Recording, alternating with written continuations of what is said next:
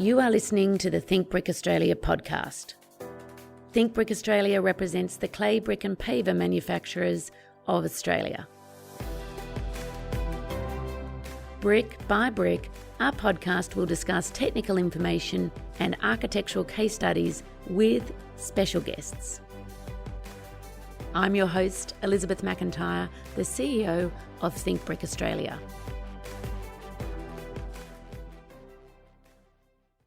Today I'd like to welcome Jeffrey Huang here, who has been an intern with us, Jeffrey, a little bit longer than everyone else. How long has it been here since you joined with Think Brick? Thanks, Elizabeth. So starting off, it's probably been roughly about 11 months so far. It's been an exciting 11 months. Gone through a variety of different projects with Michael, who I believe has previously been on this podcast, and working well with the technical team to essentially, advocate for the industry and to make it easier to build in bricks and blocks. Before we go into a little bit of your experiences, we do always ask everyone on the podcast a different way of using a brick that is not its intended purpose. Normally we would use a brick to build a brick wall. Do you have such a use for a brick? Yeah, so great question. I'm probably going to have to flag this as not safe and advise that people don't do this in the future, but I used to use bricks to kind of play a little bit of brick Jenga. With friends? Yep. Okay. Unfortunately, being young, I didn't really have much of a sense of safety, I guess. I think it's naivety and lack of consequences for you, Jeffrey. But just tell me, with the brick Jenga that you played with your friends, are they all still your friends today? Yeah, no, 100%. All fingers are accounted for, toes are there, and thank God, I guess. Very lucky. Jeffrey, just talk to us a little bit about what you're actually studying at university now and why you chose that course. Yeah, so I'm studying right now at the University of New South Wales, and I'm studying a Bachelor's of Civil Engineering. And I chose that, based off what my high school teacher recommended, my high school math teacher. She saw that I had a real passion for both physics and mathematics. So she recommended I look into civil engineering and the different infrastructure involved. And is there a particular part of infrastructure that you'd like to be involved in designing? Yeah, so I guess coming out of university, I'd love to look into road design and pavement design, which is another fundamental part of what we do at Think Brick Australia. So I find it interesting in the sense that we use roads every day, and the technical concepts that goes into designing a road or pavement is actually so much more than what you see on the surface. So Jeffrey, it is a little bit of a step from being at university to then coming and working full time. What was the biggest challenges you found it in that step change? So I'd probably say the biggest challenges would be balancing that work and study life between having a full-time job in the industry and trying to catch up on my assignments, watch all my lectures, and still also manage, a social life. That's probably the most challenging part. Oh, you intended to have one of those as well. Yeah, I was really trying to be a high achiever, trying to balance all aspects of my life. One of the aspects we ask interns to work on when they do start here, and I know that you've had a lot of involvement with it, is some of the research that we do for the associations. Could you just describe what that process has been like for you? Yeah, so with the research that we do at the associations, I'll give a bit of background. The main reason why we do any research and testing is to help the association support our technical documents, our fact sheets from our manuals to even our data sheets as well.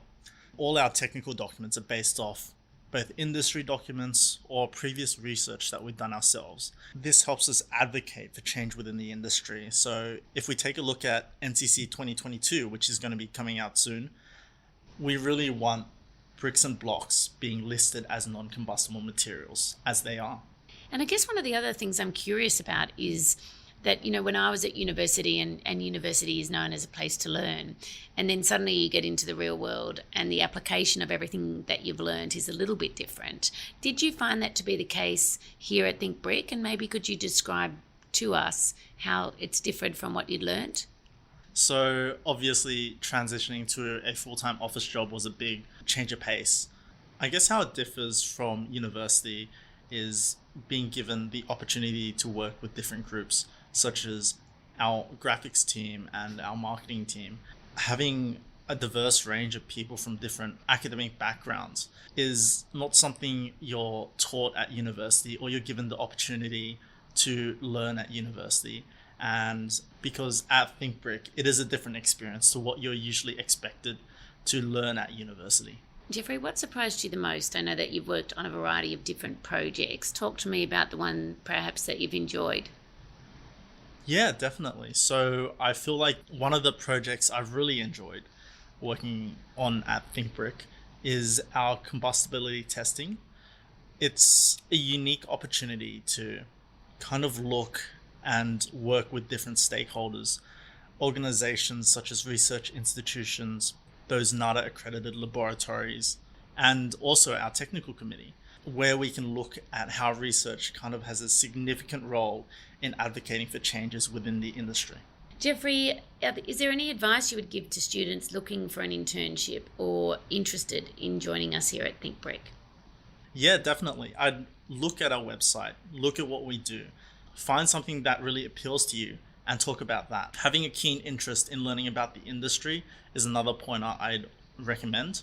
In my interview, I talked about how I'd really be interested in permeable paving.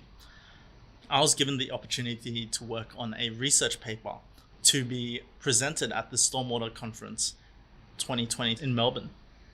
It really looked into the hydrological processes, how to design a pavement, and as well as the sustainable impacts of permeable paving. Jeffrey, I actually did remember your interview, and I think all the points that you've raised are important, but you prepared really well for it. You also had some great questions for both Michael and myself, and you did your research beforehand. And it's amazing to me, after so many years in these managerial type roles, how many people don't prepare for their interviews and then wonder why they don't get the job. So please give yourself credit to that. You've been an absolute asset to our team, and we've really appreciated every single task we've handed to you. You've employed those problem-solving skills and done extremely well, even when it comes to event management. Any final words? No, Elizabeth, thank you for having me on the podcast. It's really been a unique experience. Jeffrey, wherever you end up in your career and whatever you design, just remember to think brick. If you have enjoyed this podcast, please follow, rate, and review our podcast. We are always looking for new ways to think brick. If you have an idea of what you'd like to hear about, there's a link in our show notes to let us know.